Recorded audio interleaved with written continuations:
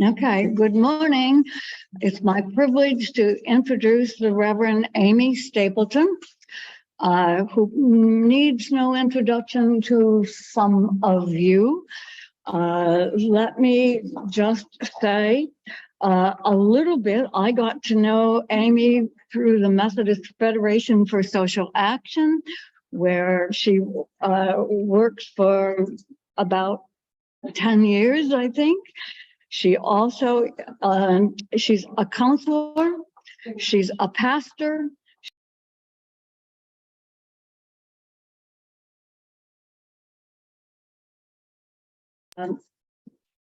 I left university, for her master's of theology. You can correct me. And Amy and I went on this trip in May when Amy was still living in Maryland and attending Dumbarton. And we went with a group of evangelical women.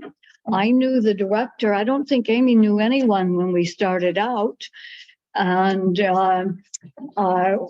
we learned a lot.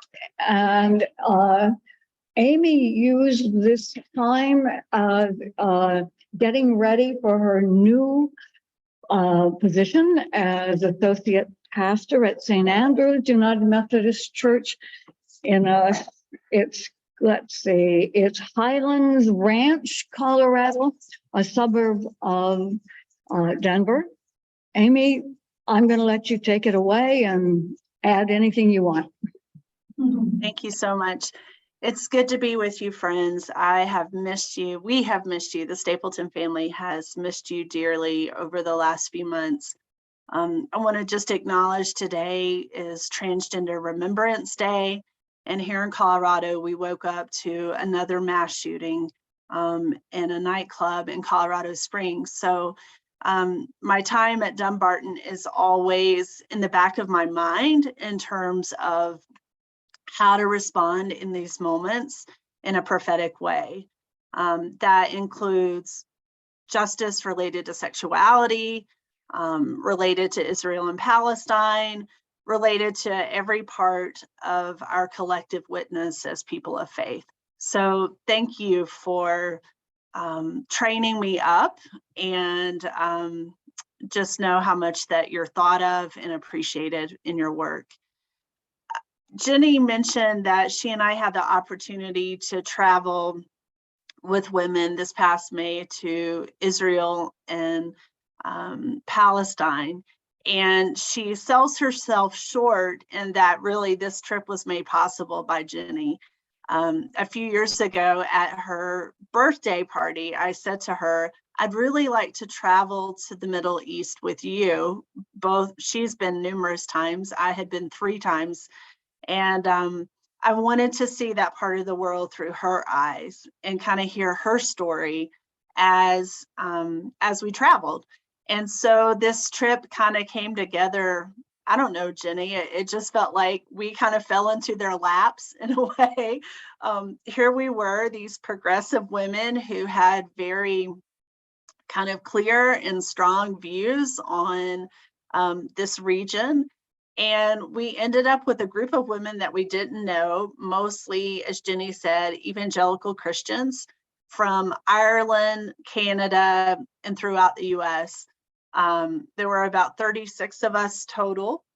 And we kind of took on this trip. This was a women-only trip that was kind of, I don't know, presented as a way to go to where women had walked before. So there was some emphasis on the historical sites and places like that, but there was really woven throughout our time the experiences of women on the ground today. And that included Palestinian Christians, Palestinian Muslim women, Israeli Jewish women, and Israeli Palestinian women. So there was a real diversity and commitment into naming and being able to hear the realities and the impact of what it means to be a woman in this part of the world today. So what I'd like to do is to share my screen.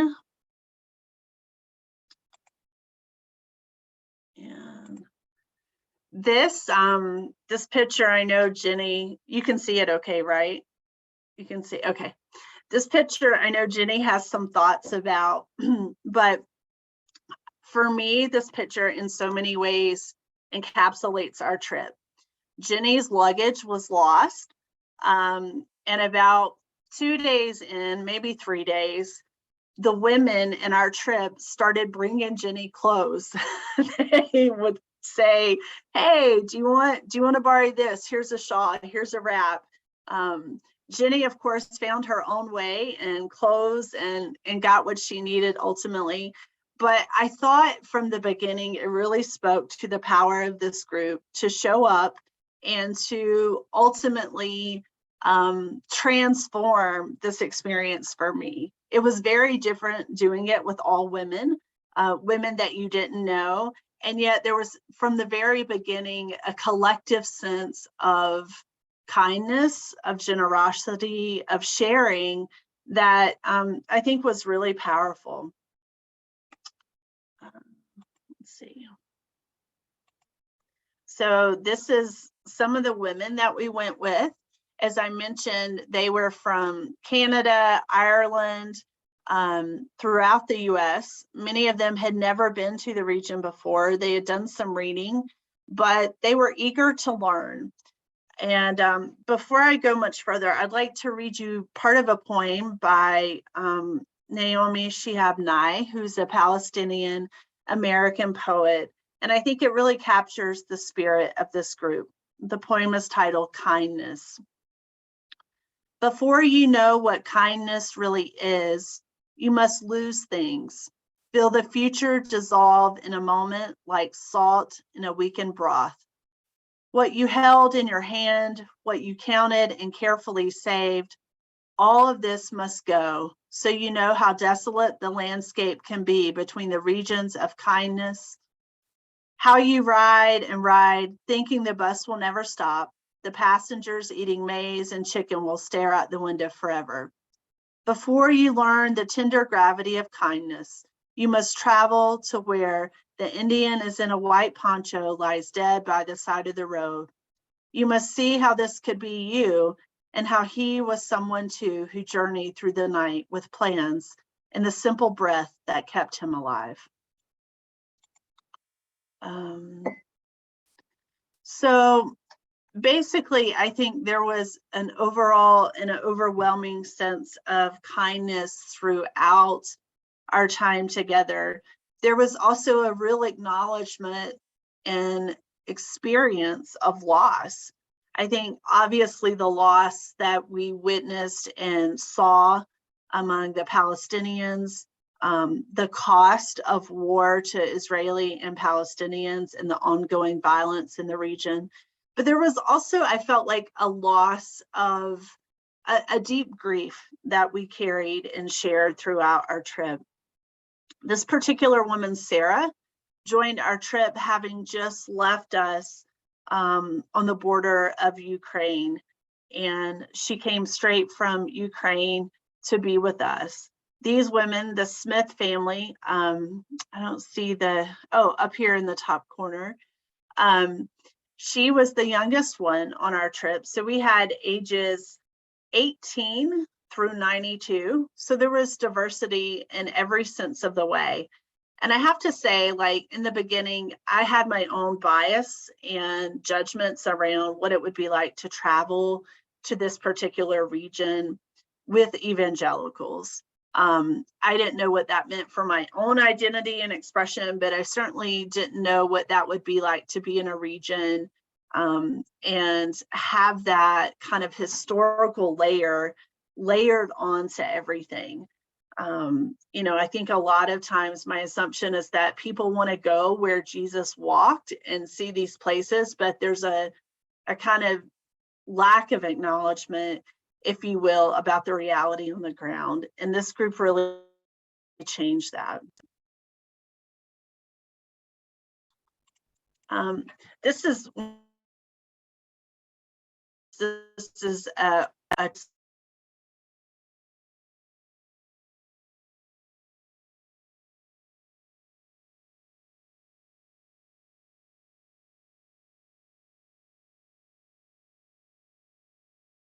of the land that was here before. As you know, in Israel and the West Bank, the land is very much in dispute, and there's less and less of it. So to find and see this tree kind of suspended was a powerful image of the harm, the devastation, the changing landscape of this particular region. As I mentioned, we had the opportunity to meet with Jewish, Palestinian, Arab, Christian, Muslim women. And this is a woman that really, really inspired me.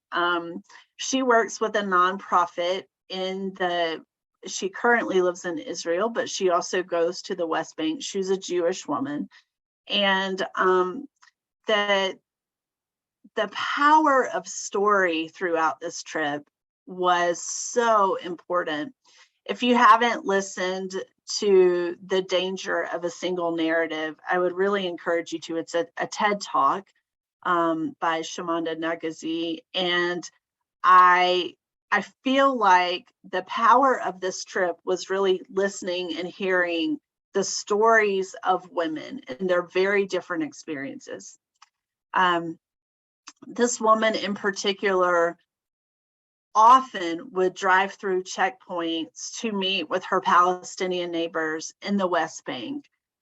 She works with a group that is furthering peace building in Israel and Palestine in a coalition kind of based model, recognizing that her responsibility, much like we talk about the responsibility of white folks addressing racism in the US, in our particular context, she is working on teaching Jewish women and children the concepts of peace and peace building in a very embodied way.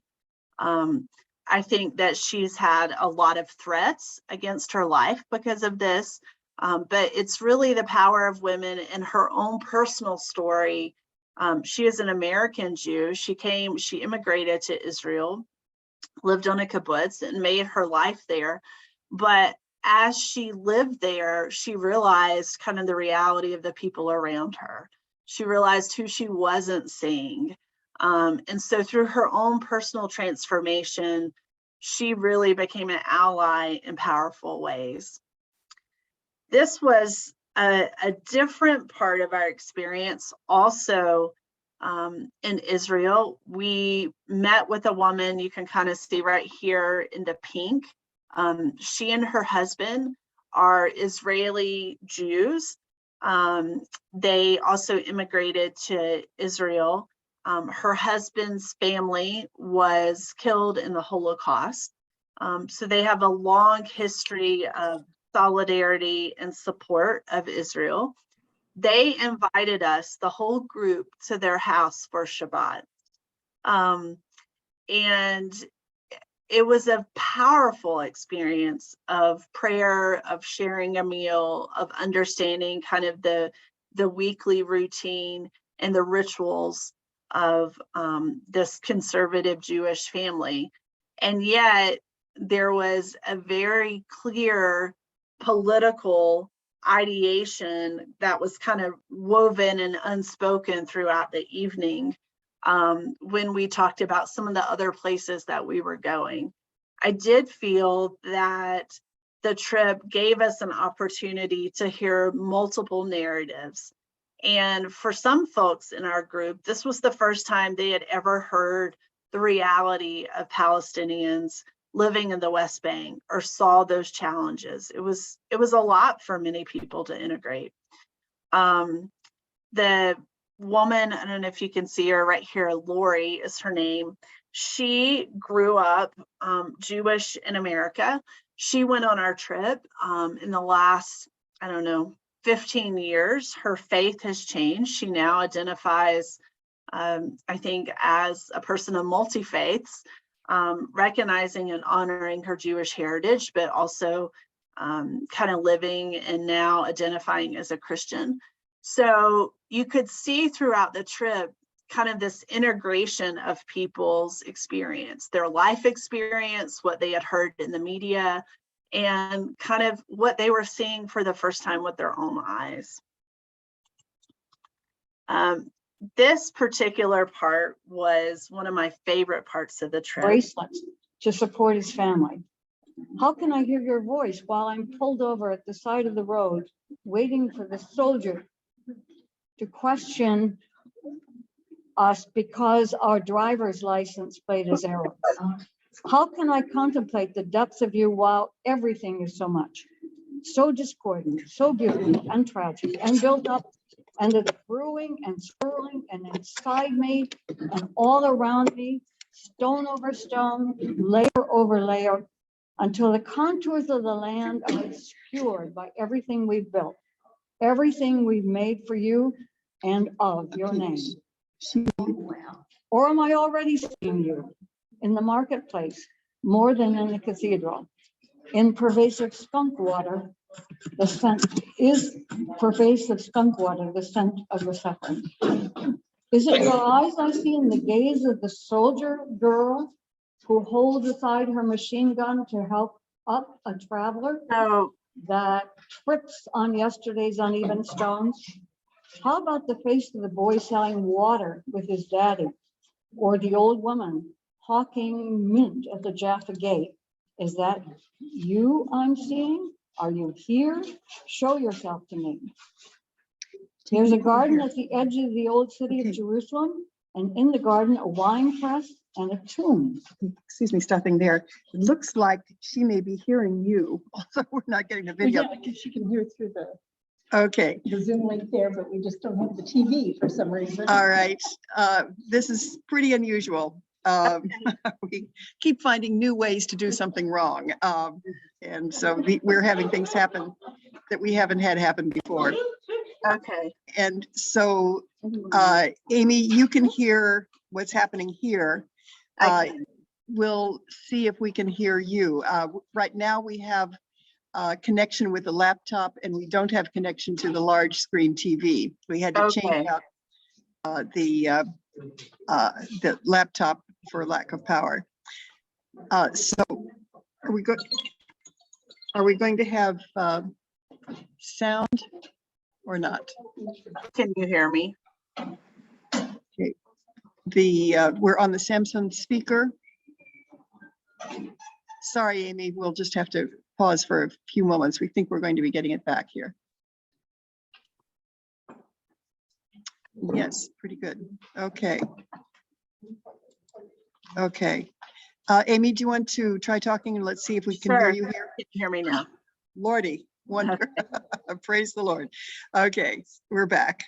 All right. Sorry to have missed so much of, gosh, I'm not even sure where we dropped off. So I'll go back a few slides. And really, did you all hear me talk about the group? No, we did not. Okay. All right.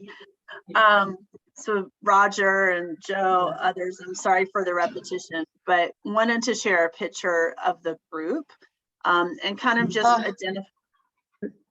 identify that this group was different in a lot of different ways. So we came together from Canada and Ireland and throughout the US. The group, as Ginny said, mostly identified as evangelical Christian.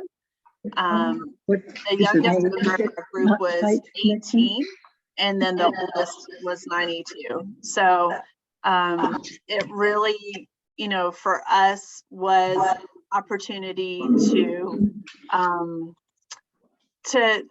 learn from one another as much as we were learning from the place itself. I noted, unfortunately, I don't think you can see her, but Sarah, one of the members of our trip, had just come back from the border of Ukraine. And so she had a very unique perspective on occupation, kind of cost of occupation. So moving forward, I had shared with the group that we, throughout our trip, had heard multiple narratives and experiences of women. They included Jewish women within Israel.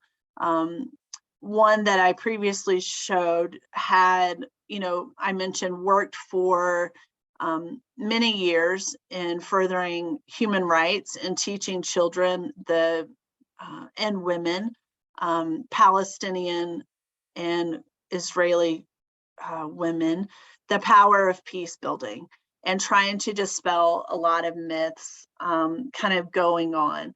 The picture that I'm showing now is the opportunity we had to go to a Shabbat dinner. And, to see kind of the embodiment of the faith of the Jewish women and how that is really carried on through their ancestors and how seriously they take that tradition. This, as I was mentioning, is probably one of my favorite experiences of the trip. You can see, for those of you who can see, it says women can do anything. It's a needle point that was made in a refugee camp. As you know, there are several refugee camps throughout the West Bank. This comes from the Ida refugee camp. And the two women on my left are incredible women who have figured a way forward because of the political reality and the number of men who have been imprisoned in the West Bank. In particular, these women in the Ida camp have found a way to support themselves and to support their children. So what they have done is they've found a women's co-op, and they are now teaching cooking classes to tourist groups that come in. So you go to the Ida camp, and with them and their support, you make a traditional Palestinian dinner together. And I think there was something so powerful, again, just by being in the kitchen together. Not that all women's work is in the kitchen by any means, but by sharing a common meal, by learning the reality of women, how hard it is for them to find food, how hard it is for them to support their families, the reality that many of them, their children, this particular village is supporting children who have special needs related to their learning. And so they've had to find and be creative in ways to support themselves. Within the West Bank, in 2019, the age for women to be married was increased to 18 years old. Previously, it was 16 years old.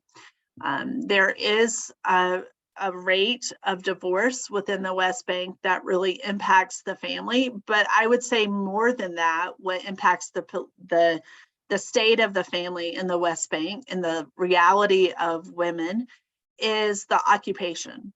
And for women in particular to have to support their family when often there are raids in the middle of the night, men have to travel extraordinary distances to be able to work, if they can even work and make it through checkpoints.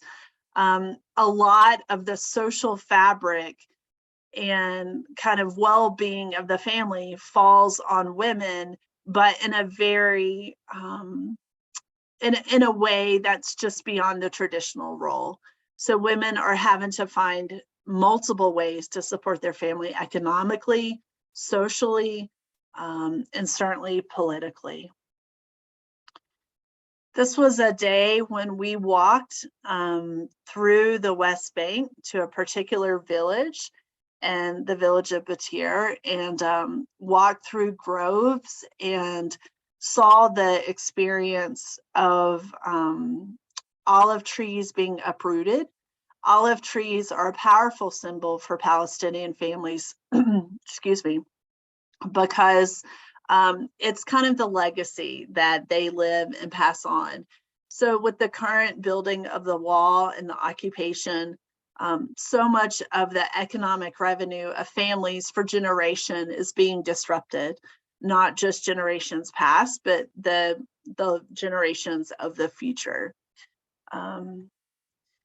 Once we got to the village, we had the opportunity to hear from these two women. The woman with the long blonde hair is a Israeli American living in Jerusalem, I believe. And the woman to the left is Lila, and she is really involved in the parents' circle. And these two women are, again, evidence of the power of peace and and really have come together to share stories of peace and peacemaking. Part of what was really powerful about their sharing is they both live with the ongoing threat of violence. The Israeli woman spoke of hearing air raid sirens going off, only having 2 arms, but 3 children, and trying to figure out which children she would be able to take to shelter first because her children were upstairs. And she needed to make multiple trips. So she talked about that from just the perspective as a mother of living in that constant tension and having to choose and constantly wondering about your children's well-being. Lila, her son died at a checkpoint. It was one night that she and her family were at home sleeping. IDF forces came and came into their house and tear gassed their house. And her young son, who was an infant at the time, had a very strong reaction to the smoke. And so she took him and with her husband and her father-in-law in a car to the checkpoint. The Israeli forces would not let her have access to the hospital, and her son died waiting to be seen, to be cared for, to be treated. And she has transformed her grief into the power of storytelling through the Parents Circle. And if you don't know of that organization in Israel and the West Bank, I would highly encourage you to check it out. These are people, parents, who have had children die as a result of the occupation and violence in Israel and Palestine. So again, these women came together, very different life experiences, very different cost, and yet are speaking their truth, sharing their stories, talking about the possibility of peace. Can you all hear from Ginny? Because I'd like her to be able to talk about this particular picture and the work that she and Bob did there. Can you hear from Ginny?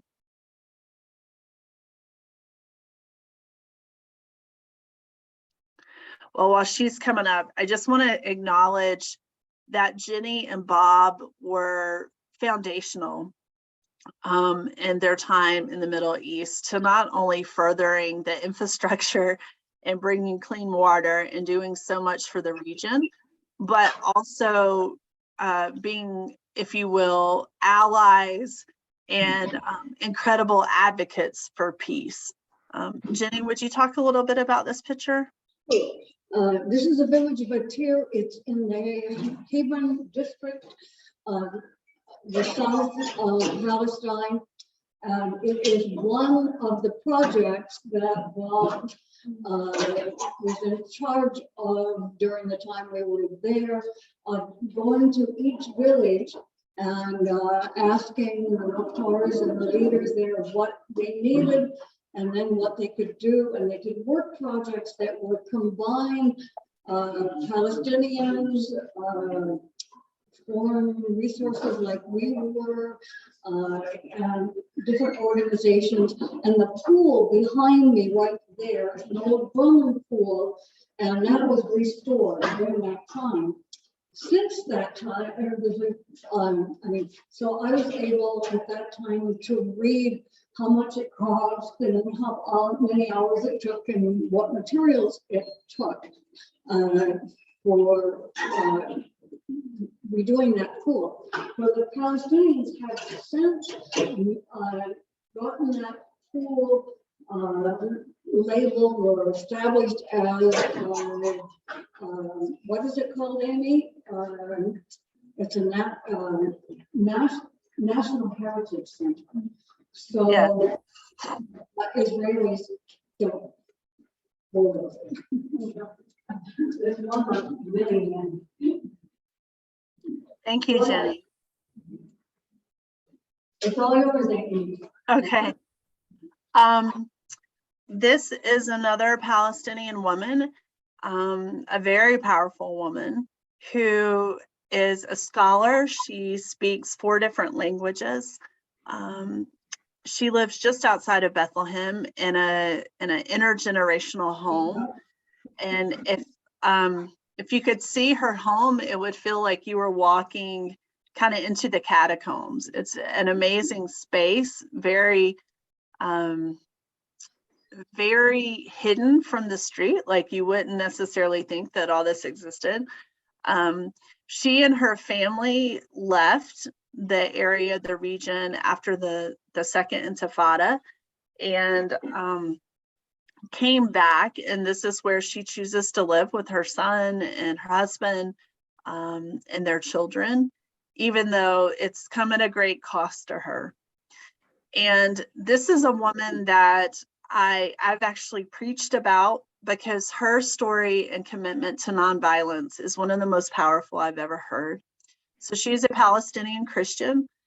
Just as a reminder, Palestinian Christians living in the West Bank are less than 10% of the population there. She is a scholar. She's written multiple books in multiple languages. She is a grandmother. She is a mother. She is an educator and a tour guide, and just an amazing woman. When we gathered in her home and she served us dinner, she told us about a recent experience that she had within her family at her family's olive groves. She had gone, and when she got there, found that the IDF forces were already there. And they had gone for their annual harvest. And this is a time when they gather up the harvest and they make olive oil that supports them and many in their community for the remainder of the year. When she saw the IDF forces there, she asked them to not continue building the wall throughout that particular olive grove, that she shared with them how much it had meant to her family for generations, and that this was what she wanted to pass on to her family and grandchildren who actually were with her this particular day for the harvest. She wanted the Israeli forces there to know the cost, the harm of destroying these olive groves. The particular Israeli officer that she spoke with listened and said, "I'm sorry, there's nothing I can do."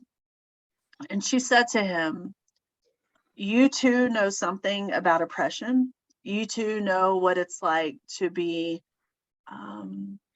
harmed by occupying power. How could you do the same to me and my family?" At that point, things escalated. And as her grandchildren and children watched, the forces began to uproot the entire olive grove. The men were weeping, the women were weeping. Just as she looked at the bulldozer that was being used, she saw that it was being driven by a Palestinian man from her own village.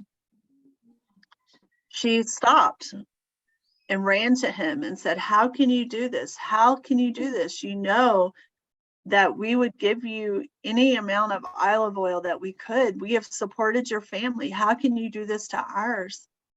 And he said, "This is the only way I know to support my family."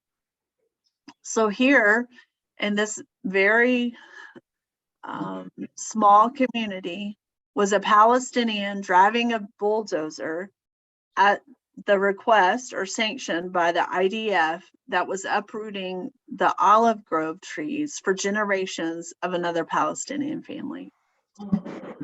And the complexity of that narrative speaks to the depth of the cost and the impact of occupation, the way that Palestinians often feel like they have no other way than to harm other Palestinian families for their own livelihood and gain. Mona's story was one that will forever stay with me. I'm not doing it justice by telling it to you now. But the power of this grandmother to stand before IDF forces, a bulldozer, to beg and plead for her family is an image that I will never forget. Here's some children. Children, in spite of the occupation, still are a tremendous source of hope. You can't see them well.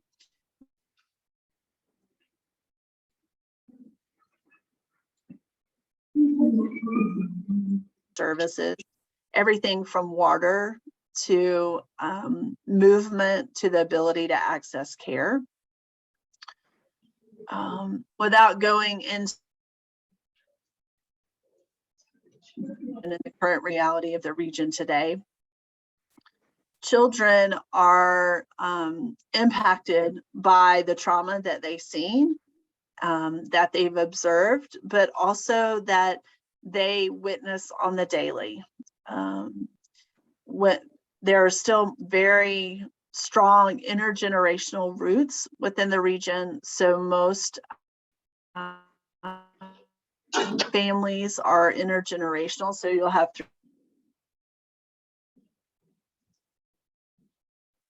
in the West Bank, school and education is still a high value, but there are often kind of military aspects of even attending school. So in places that we went, we saw a lot of harassment and just the movement of children and being able to go to their school and learn. Ginny, I want you to talk about this particular picture as well, if you would. This was a real joy and a highlight as we were on the way to Galilee. Ginny saw friends that she had not seen, I think, Ginny, in like, is it 35 years? No, I see them every time I go. Oh, okay. All of them? The couple, Hannah and only the woman who owned the restaurant was one I haven't seen. Okay.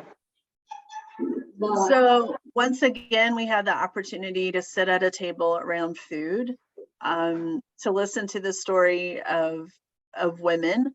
And it was really interesting to hear how Ginny and Hannah in particular had first met, but also how their lives had remained connected, and how they live and experience the region today. So. Rich, where did the picture go? We're going to have to move because we're going to have to cut off in just a couple minutes. So Amy, we're ending conclusion words, unfortunately. You have to close. I'm sorry, say that again.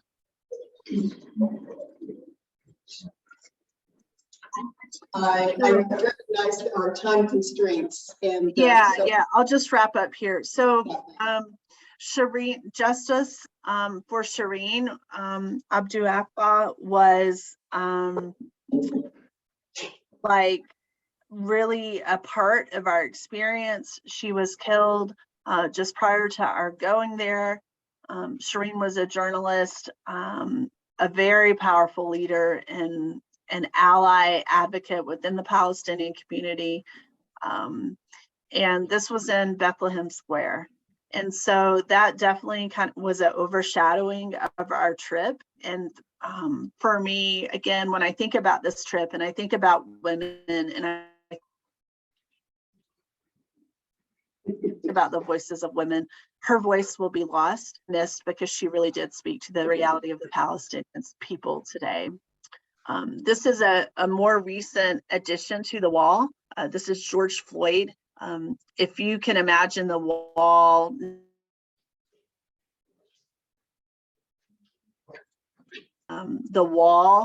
has really become a manifestation, if you will, of a public discourse on lives that have been taken by violence, and those who are elevated to speak to justice and peace in our world today. So this was us in front of